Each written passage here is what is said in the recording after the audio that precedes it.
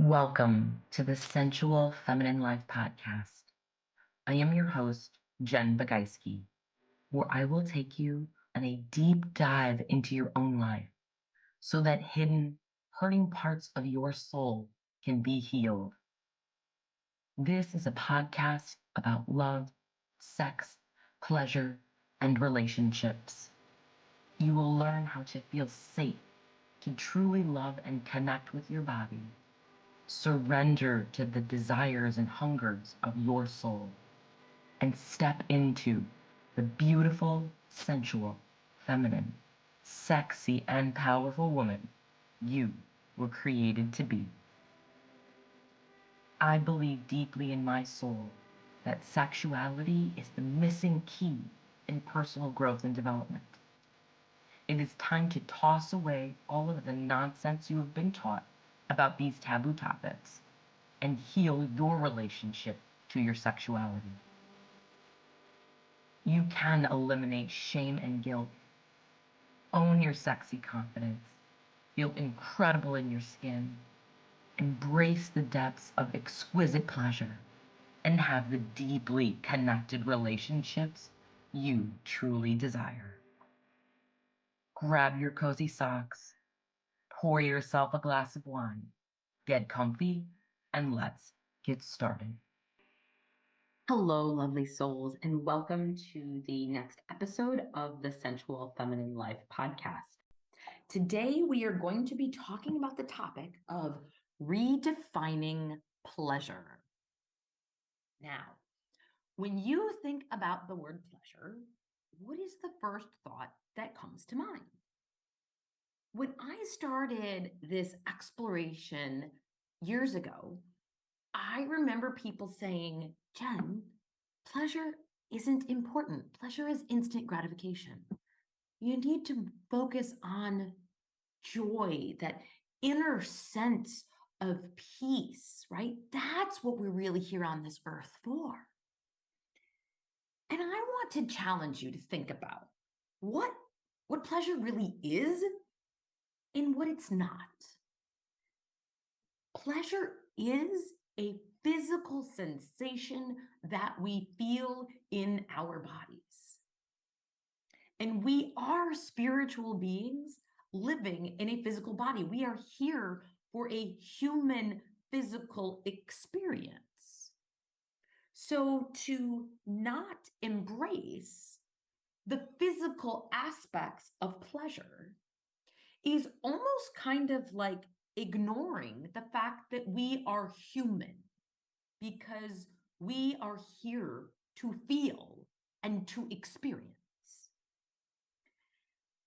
Now let's talk about what pleasure is not. Pleasure is not bad, shameful, greedy, naughty, dirty. Pleasure is not a luxury. It is a necessity. We as human beings need to have pleasure. We want it, we need it, we hunger for pleasure in our lives. But so many of us do not focus on embracing pleasure because of all of the myths around pleasure. So let's talk about those for a minute. Now, before we get started with the 3 different myths, what I'd like to do is talk a little bit about the terms fun, joy, and pleasure. We all know what each of those things are. Fun is an experience that you have when you're really enjoying yourself, having a good time. Joy is that inner sense of peace. And pleasure is that actual physical sensation and feelings in the body. Now, what I'd like for you to think about for a moment is let's look at the opposites of these items. And the opposite of fun is boredom. And we all know what boredom feels like. It is when we are in a state of not really knowing what to do. We're obviously not having fun, right? It is a place of sometimes numbness, right? When you're bored, because you feel like you need to be doing something. Now let's look at the opposite of joy. And the opposite of joy is sorrow, right? When you have some type of heartbreak, when someone that you love dies, when something happens to a pet, someone gets into an accident, right? We can feel the heartache from an internal perspective. Now I want to focus on what is the opposite of pleasure? And I want you to think about that for a moment before I give you the answer. What is the first word that comes to you when you think about the opposite of pleasure? It's pain. Physical pain. Now, pain, sorrow, and boredom are very, very different. And I think it's important for us as human souls to understand the power of pain and pleasure. Because so many of us do not take action in our lives until something is too painful for us. You know, we've been comfortable for a while and the pain is physically too much, right? How many of you have had back pain, knee pain, any other types of physical pain, right? That when you feel pain and you can't take it anymore, you make an appointment to go see a doctor to help take care of the pain. I love using the story of a dentist, right? How many of us have actually had a toothache and your tooth was in pain? And you're like, oh, crud, I got to go to the dentist. And then the pain goes away. And you're like, yes, thank God, I don't have to deal with that. We ignore it. But then the pain comes back and it's even worse. And now you have to go make an emergency appointment to go get a root canal because the pain was so bad you didn't take care of it before. You can all relate in some way, shape, or form to this. But what if we didn't always have to focus on pain for growth? Now, I am not saying that there will never be painful points in our lives. We grow from both pain and pleasure. But majority of us, most of the time, wait until something is too painful before we take action.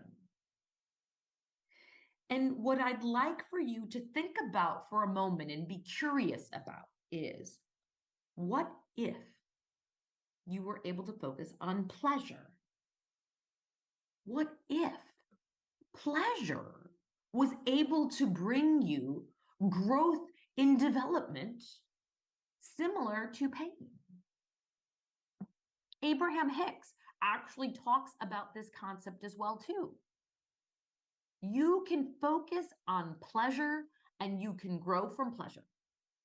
Or you can focus on pain and grow from pain. There's no right or wrong.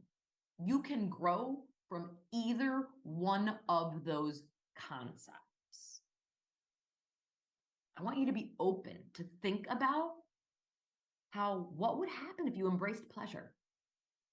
If you were able to eliminate the myths around what pleasure is and is not, and embrace it, how that might actually create transformation in your life. So let's look right now at the myths around pleasure. The first thing I hear from so many people is, I have to earn it. I have to deserve it. It's kind of like a carrot and a reward, right?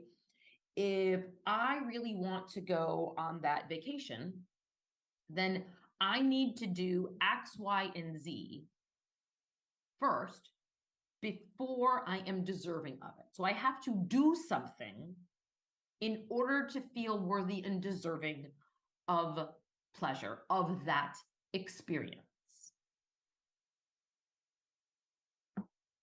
Do we really? Do we really have to earn feeling good in experiencing pleasure? God wants us to have abundance. He wants us to have fulfillment and pleasure in our lives. His goal for us is not suffering. We do that to ourselves by the myths that we have been taught about what pleasure really is. Let's look at our second myth. Pleasure is gluttonous and selfish. How many of you can relate to that one? I don't need that. You know, it'd be really pleasurable for me to buy a new dining room table or to buy a new bed or something like that. That would bring you pleasure. Oh no, that is gluttonous and selfish. You don't need that. We need to take care of the poor people in the world. We need to volunteer and donate time and money to those that don't have as much as we do. We need to stop being greedy, right? Be happy for the life that you have. Really? We've been taught that the things that we want, that these material things that we want are greedy, when in actuality, they're not. I have a story to share. When I was in a dance competition last year, I actually bought a dress. It was this beautiful dress, and it was a smooth dress. So at that point in time, I was only a rhythm dancer. I was not interested in smooth because I thought that it was just rich people that would enjoy dancing to the foxtrot, the waltz, the tango, like some elite people that would do that kind of dance. And it just didn't feel right for me. But my soul was calling me forward. It was a pleasurable experience for me to A, buy the dress and say, yes, I'm worth it. And then B, to actually perform in the dance competition. Now, what I did not realize was on the morning of the dance competition,